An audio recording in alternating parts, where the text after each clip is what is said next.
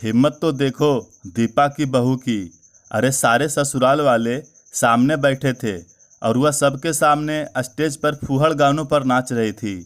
कोई ढंग का गाना भी तो चुन सकती थी। हमें तो यह फूहड़ता बिल्कुल पसंद नहीं आई। यह आजकल की लड़कियों में ना कोई शर्म है, ना बड़ों का कोई लिहाज। दीपा और उसके पति भी अपनी बहू को इस तरह नाचते हुए देख ऐसे खुशी से ताली बजा बजा कर झूम रहे थे मानो बहू सिर पर 7 मटके रख पतली रस्सी पर चलकर अपनी कला का प्रदर्शन कर रही हो। अरे अपनी बहू, उसकी तरह तुम भी ऐसी वैसी हरकत कर समाज में हमारी इज्जत मत उछाल देना। हमें सब पता है अपनी बेटी मेघा की शादी में नाचने का तुम्हें बहुत शौक है। बिमला जी ने अपनी इकलौती बहू अवनी से कहा, जो अभी किसी रिश्तेदार के शादी समारोह से होकर आई थी। बिमला जी, जिनकी उम्र लगभग 80 के आसपास होगी, अपने समय की बुलंद महिला रही हैं। एक बेटा और 2 बेटियों की मां बिमला जी ने अपने पति गौरी शंकर जी को तब खोया जब तीनों बच्चे छोटी उम्र के थे। बिमला जी ने बच्चों की परवरिश के साथ साथ खेती बाड़ी के काम को भी संभाला। उन्होंने अपनी मेहनत से बच्चों को पढ़ाया लिखाया भी और अच्छे संस्कार भी दिए। दोनों बेटियों का विवाह बराबरी का घर देखकर किया, क्योंकि उनका मानना था कि यदि स्तर एक सा हो तो पति पत्नी को सामंजस्य बैठाने में परेशानी नहीं होती। आज दोनों बेटियों को अपने ससुराल में खुश देखकर बिमला जी खुश हैं। बेटे विजय की शादी अवनी से हो गई। उनका बेटा विजय उनकी किसी भी बात का विरोध नहीं करता था। उसके लिए उसकी मां बिमला जी भगवान तुल्य थी, क्योंकि असमय पिता की मृत्यु के बाद उसकी मां ने ही संघर्ष कर बच्चों को अच्छी परवरिश, प्यार और ममता दी। बहू अवनी भी बिमला जी के हिसाब से गृहस्थी में मगन थी। बिमला जी मानते थे कि जब बेटा ही उनकी किसी बात का विरोध नहीं करता है तो बहू की दाल कहाँ से गलेगी। पोती मेघा में तो उनकी जान बसती थी, क्योंकि 10 साल के लंबे इंतजार के बाद उन्हें अपने पोती मेघा मिली थी। बिमला जी तो घर का चिराग पोता चाहती थी, लेकिन 10 साल के लंबे इंतजार के बाद जब अवनी ने पोती मेघा को मासूम चेहरा देखा तो बिमला जी ने उसे दिल से अपनाया। एक पल को भी उसे अपनी आंखों से ओझल नहीं होने दी। कितनी मिन्नतों के बाद मेघा को शहर से बाहर पढ़ने जाने की परमिशन दी थी। एक सुबह अवनी का मोबाइल बजता है। किसका फ़ोन था? बिमला जी ने पूछा। जी मेरी भाभी का, अवनी बोली। जब से तुम्हारे भैया का स्वर्गवास हुआ है तब से तुम्हारी भाभी का बहुत फ़ोन आने लगा है। कोई परेशानी है क्या उन्हें? बिमला जी ने अवनी से कहा। जी नहीं, बस अकेली पड़ गई हैं, इसीलिए मन बदलने के लिए मुझे फ़ोन लगा लेती हैं, अवनी ने थोड़ा हिचकते हुए कहा। अगले दिन फिर अवनी की भाभी का फ़ोन आता है। अवनी, तुम्हारे भैया के जाने के बाद घर चलाना मुश्किल हो रहा है। बड़े बेटे की छोटी सी तनख्वाह से गुजारा नहीं हो पा रहा है। 30 साल का हो गया है, उसकी शादी का भी सोचना है। छोटा बेटा भी अपनी तरफ से नौकरी ढूंढने में लगा है, पर उसे सफलता नहीं मिल पा रही है। तुम ऐसा करो, 50,000 भेज दो, हम तुम्हें बाद में वापस कर देंगे। तुम्हें याद है ना, तुम्हारे बुरे समय में हम ही तुम्हारा सहारा बने थे। आज जो तुम अपने ससुराल में खुशहाल जिंदगी जी रही हो ना, वह सब हमारी बदौलत ही है। तुम्हारी सास हर वक्त तुम्हारे गुणगान गाती रहती है। यह सब हमारी बदौलत ही तो तुम्हें नसीब हुआ है, वरना तो तुम अपने ससुराल और पति से हाथ धो बैठती। भाभी, राधा ने अवनी से कहा। हाँ भाभी, मुझे सब याद है, कैसे आपने साल भर मेरी देखभाल की थी। पर भाभी, भैया के जाने के बाद साल भर में आपने हमसे 1 लाख तो ले ही लिया है। मैं भी ससुराल वाली हूँ, आप लोगों की ज़्यादा मदद नहीं कर सकती। आप चाहे तो मैं अपने पति से कहकर दोनों बेटियों के लिए नौकरी की व्यवस्था करा सकती हूँ, अवनी ने कहा। नौकरी क्यों, अपने बिजनेस में लगा दो।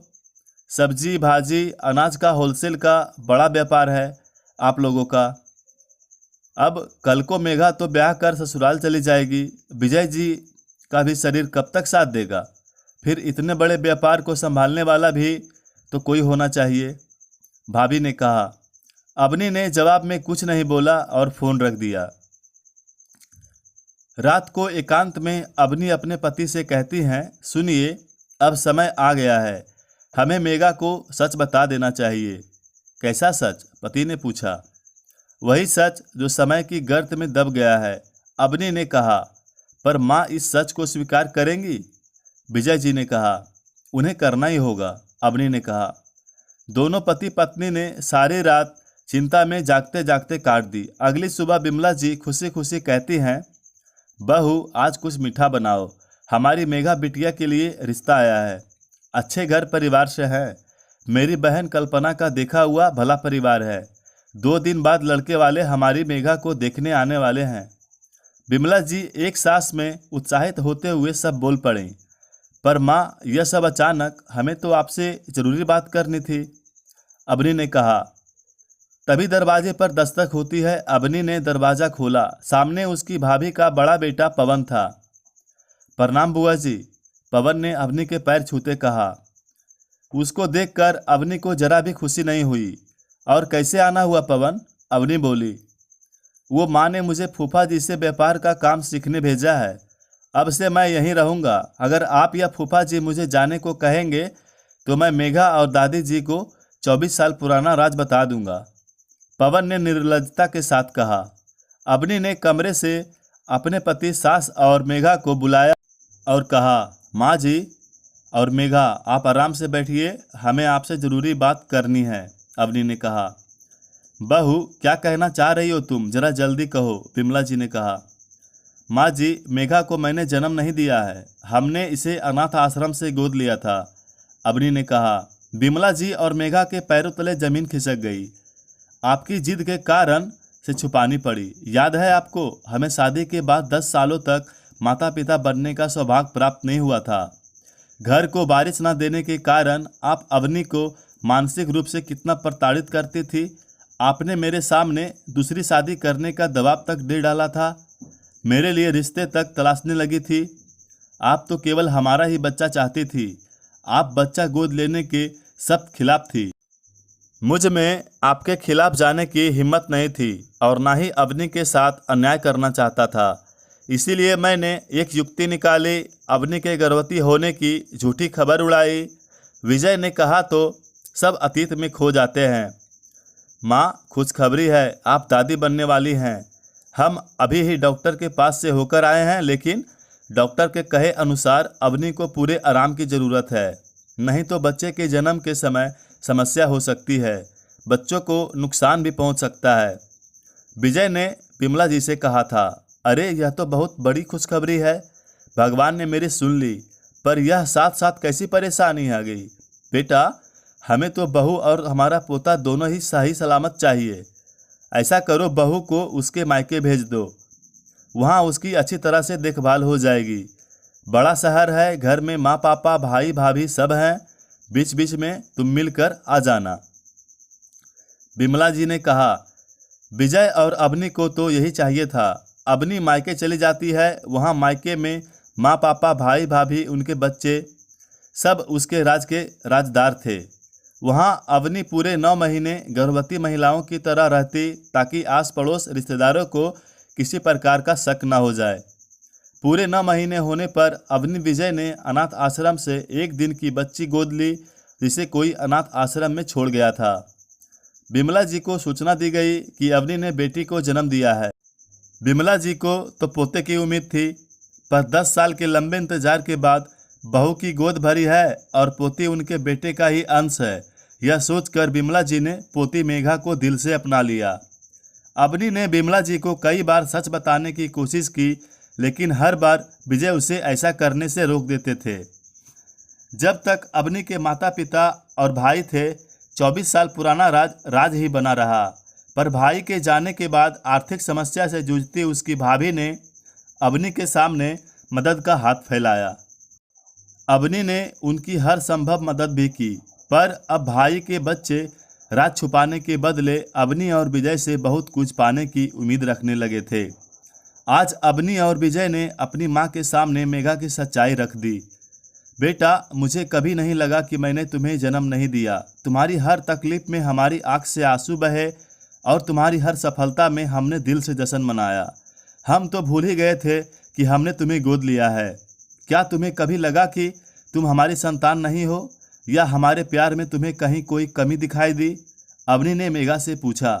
माँ पापा, मुझे कोई फर्क नहीं पड़ता कि मैं आप लोगों की गोद ली गई संतान हूँ, बल्कि अब तो मेरे मन में आप लोगों के प्रति और भी ज़्यादा सम्मान आ गया है। आप लोगों ने एक अनाथ बच्चे की ज़िंदगी संवार दी, मुझे इतना प्यार दिया, मुझे किसी बात की कोई कमी नहीं होने दी। लेकिन आप लोगों से मेरी एक विनती है कि मेरे लिए जो भी रिश्ता आए, आप लोग उन्हें मेरे जन्म की सच्चाई जरूर बताएं। मेघा ने अपने माता पिता को गले लगाते हुए कहा। अब अवनी और विजय विमला जी की तरफ उम्मीद भरी नज़रों से देखने लगे। मुझे माफ़ कर दो बेटा, मैंने पोते की चाहत में तुम्हारे ऊपर दूसरी शादी का दबाव डाला था। अब जो हुआ सो हुआ। भले ही यह बच्ची अनाथ आश्रम से ली गई है, पर परवरिश तो हमारी है। बच्ची से ऐसा मोह लग गया है कि अब कोई फर्क नहीं पड़ता है कि बच्ची गोद ली हुई है। यह मेरी पोती ही रहेगी। विमला जी ने मेघा के सिर पर हाथ रखते हुए कहा। अवनी के भाई का बेटा, जो अवनी और विजय को ब्लैकमेल करने आया था, सकपका गया। उसके मंसूबों पर पानी फिर गया। वो प्यार से बनी दीवार को हिला नहीं पाया। उसने वापस अपने घर का रुख कर लिया।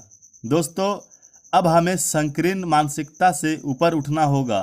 किसी अनाथ बच्चे को गोद लेकर उसकी ज़िंदगी संवारी जा सकती है। गोद लिए बच्चे भी माता पिता का सहारा बन सकते हैं। आपकी क्या राय है इस कहानी के प्रति, हमें कमेंट बॉक्स में ज़रूर बताएं। और चैनल पर पहली बार आए हैं तो हमारे चैनल को सब्सक्राइब ज़रूर करें। धन्यवाद।